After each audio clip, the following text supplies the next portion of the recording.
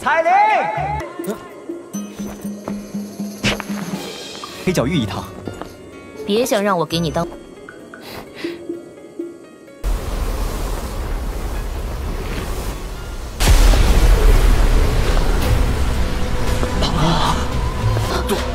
杜宗，这个女人，她怎么会出现在这儿？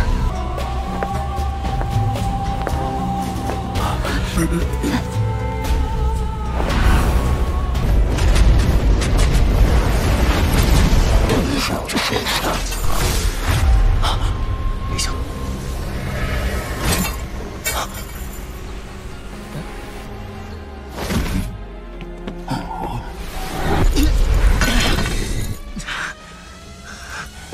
又要救我，又对我这么不客气，这要是这家伙突然出现，韩风这个混蛋现在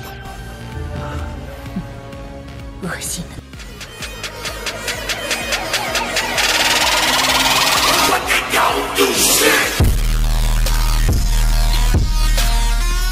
Wanita muda itu sangat muda. Dia hanya melihat sekitar 18 atau 19 tahun. Tubuhnya yang halus kecil sementara wajahnya yang cantik tampak pucat. Wanita muda itu menopang dirinya dengan kedua tangannya. Dia dengan ragu-ragu melirik Xiao Yan dan dengan lembut bertanya. Pikiran Xiao Yan hanya bergeser jauh dari lencana klan dan setelah mendengar suara wanita muda itu. Matanya menatap wanita muda di depannya dengan kejutan. Aku baik-baik saja. Wanita muda itu hanya menghela nafas lega setelah melihat Xiao Yan menggelengkan kepalanya.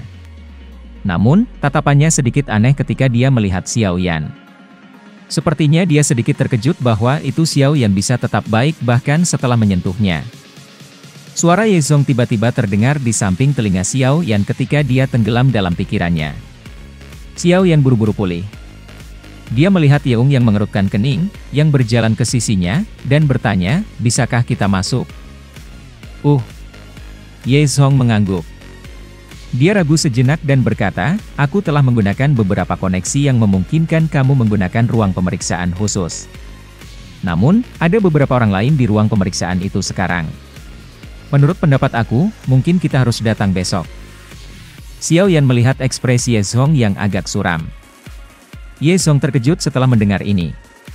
Dia tersenyum pahit, mengangguk, dan menghela nafas. Kebetulan klan Bai dan klan Qiu juga di sini untuk mengikuti tes. Di masa lalu, kedua klan ini telah ditindas oleh klan Ye. Sekarang mereka telah membalikkan keadaan dengan susah payah. Mereka secara alami bertindak seperti orang kecil yang mabuk oleh kesuksesan mereka. Setiap kali kita bertemu, mereka mengambil kesempatan untuk mengejakku. Wajah Ye Zong berkedut karena wanita tua itu mengejek saat dia memperkenalkannya dengan lembut kepada Xiao Yan. Xiao Yan sedikit mengangguk. Matanya mendarat di tempat lain. Ada juga 3 orang berdiri di sana. Dapatkan orang-orang dari klannya juga tiba. Ada lagi seorang lelaki tua berambut putih dengan jubah alkemis ungu di dalam ruangan. Ye Zong menangkupkan tangannya ke arah pria tua berambut putih itu, sambil menjawab dengan sopan. Apa yang harus begitu sopan di antara kami berdua? Orang tua yang dipanggil Wei Li menghela nafas ketika dia melihat bagaimana Ye Zong bertindak. Baiklah, Ye Zong, tidak perlu begitu bertele-tele. Aku tidak ingin ditunda karena kamu. Apakah bocah ini orang yang dikirim klannya kamu? Mengapa dia bahkan tidak memiliki lencana tingkat? Jangan bilang kalau dia belum pernah mendapatkan lencana dari Pil Tower. Wanita tua yang mengenakan pakaian abu-abu itu melambaikan tangannya dengan tidak sabar. Dia segera melirik Xiao Yan dan dingin tertawa. Aku benar-benar tidak pernah memperoleh lencana apapun dari Pil Tower, ini juga pertama kalinya aku di sini. Xiao Yan dengan jujur menjawab di wajah cemoohan dari wanita tua beruban ini. Pria tua berambut putih itu mengangkat alisnya setelah mendengar ini. Dia melihat kedua orang ini dengan sedikit kejutan. Itu dianggap cukup bagus untuk bisa mengikuti tes untuk kelas menengah tier 6 di usia ini. Tampaknya klan Qiu ini telah memperoleh beberapa bakat selama tahun-tahun ini. Suara mereka berdua cukup keras. Itu menyebabkan pria dan wanita dari klan Qiu sebelumnya mengubah ekspresi mereka. Tidak buruk. Pria tua berambut putih itu perlahan mengangguk. Klan Bai ini dipenuhi dengan bakat. Dibandingkan dengan klan Ye. Pria tua berambut putih itu menghela napas dalam hatinya ketika dia memikirkan hal ini. Matanya beralih ke Yeshong saat dia berkata, "Yeshong, giliranmu." Suasana di dalam ruangan telah menjadi sangat sepi karena kalimat awal Xiao Yan. Mata mereka tercengang saat mereka melihat Xiao Yan. Itu beberapa saat kemudian sebelum shock menghilang dan perlahan berubah menjadi scoff. "Hehe, Yeshong, sejak kapan anggota klan Ye mulai memainkan taktik hebat semacam ini? Ini adalah titik pengujian dari Pil Tower. Ini bukan area pengujian klan kamu." Wanita tua yang berpakaian abu-abu itu dengan dingin tertawa setelah menjadi yang pertama pulih. 3 pria muda dan wanita dari klan Bai di sampingnya mengalihkan mata mereka yang mengejek ke Xiao Yan setelah tertawa dingin wanita tua itu terdengar. Tampaknya seolah-olah mereka sedang menonton pertunjukan. Xiao Yan tersenyum dan mengangguk. Namun, kekekik terdengar dari samping. Dia mengalihkan tatapannya, hanya untuk melihat wanita dingin dari klan Bai. Sudut mulutnya berisi ejekan yang dingin. Jelas, dia membenci tindakan Xiao Yan. Menurut keadaan normal, dia adalah orang yang diuji untuk tingkat tertinggi di antara mereka yang hadir. Han Li melambaikan tangannya. Setelah itu, dia menunjuk ke 4 pintu di belakangnya. Masing-masing dari keempat pintu ini memiliki kata-kata kuno mereka sendiri di atas mereka. Mereka adalah Tian, Di, Xuan, Huang.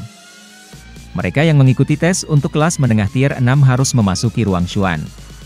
Orang yang mengambil kelas tinggi harus masuk ke kamar Di. Tatapan Han Li beralih ke Xiao Yan setelah mengucapkan kata-kata itu. Dia berkata, "Untuk kamu akan menunggu tes mereka selesai. Setelah itu, aku pribadi akan membawa kamu ke ruang Tian dan secara pribadi melakukan tes untuk kamu." Xiao Yan memberi judul kepalanya sebagai pengakuan. Semua orang harus masuk ke kamar masing-masing. Han Li mengangguk dan memerintahkan setelah melihat bahwa itu tidak ada yang keberatan.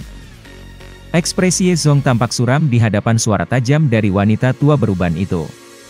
Sebelum dia bisa berbicara, Xiao Yan membuka matanya. Dia dengan dingin melirik wanita itu dan samar-samar berbicara.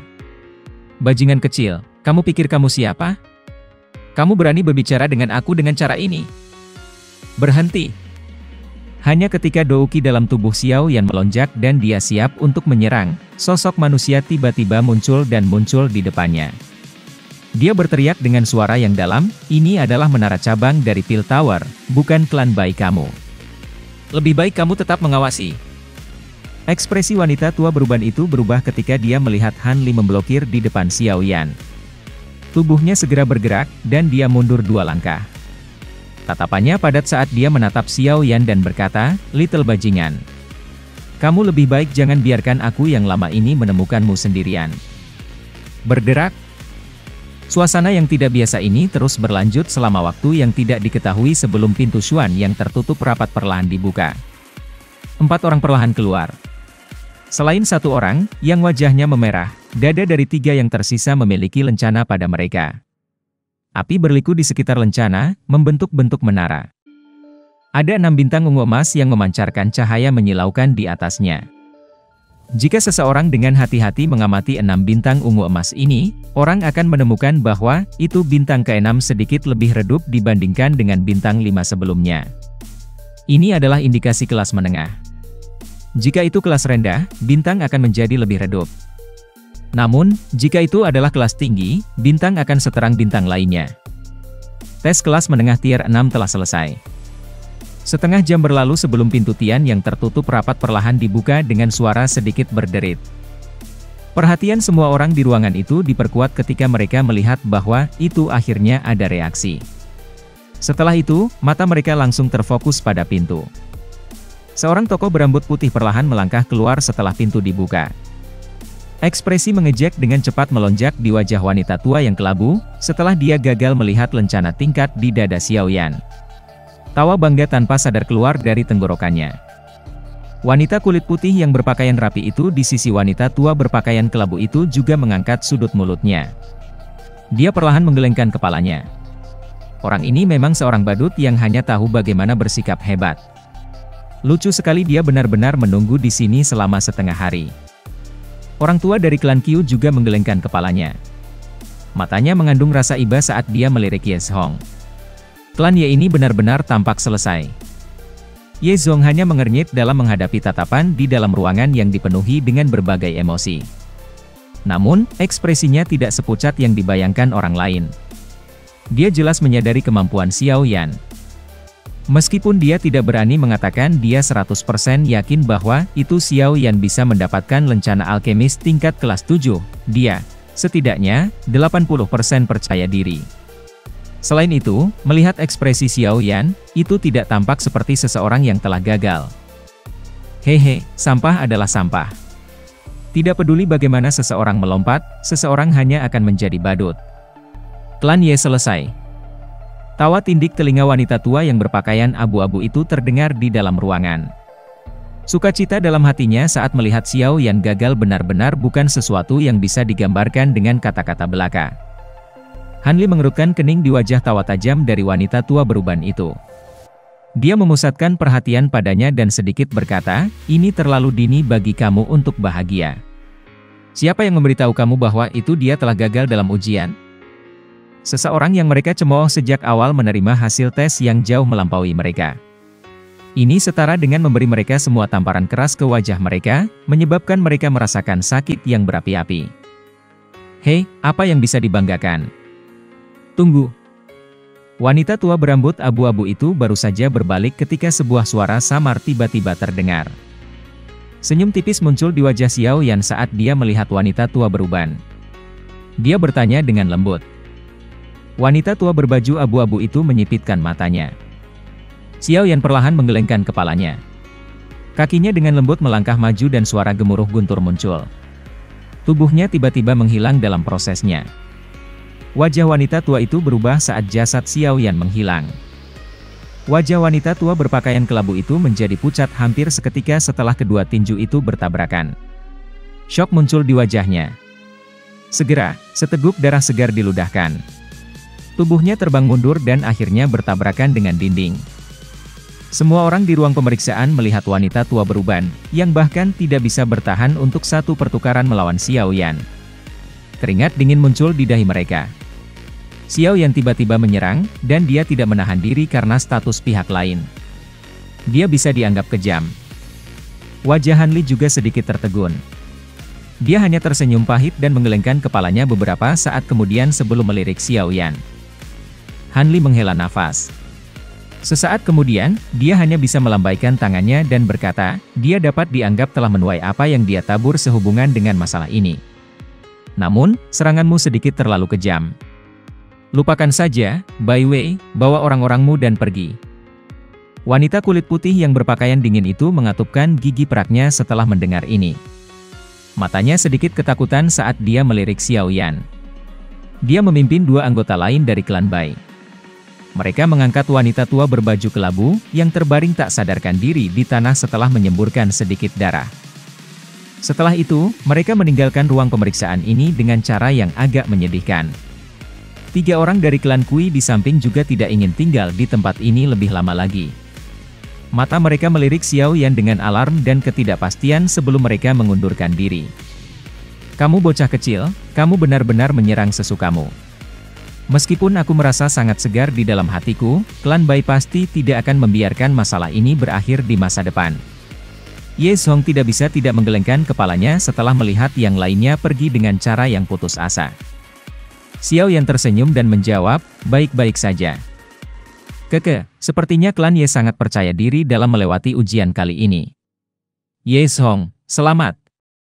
Hanli perlahan melangkah maju, menangkupkan tangannya ke Ye Zhong, dan mengucapkan selamat dengan senyuman.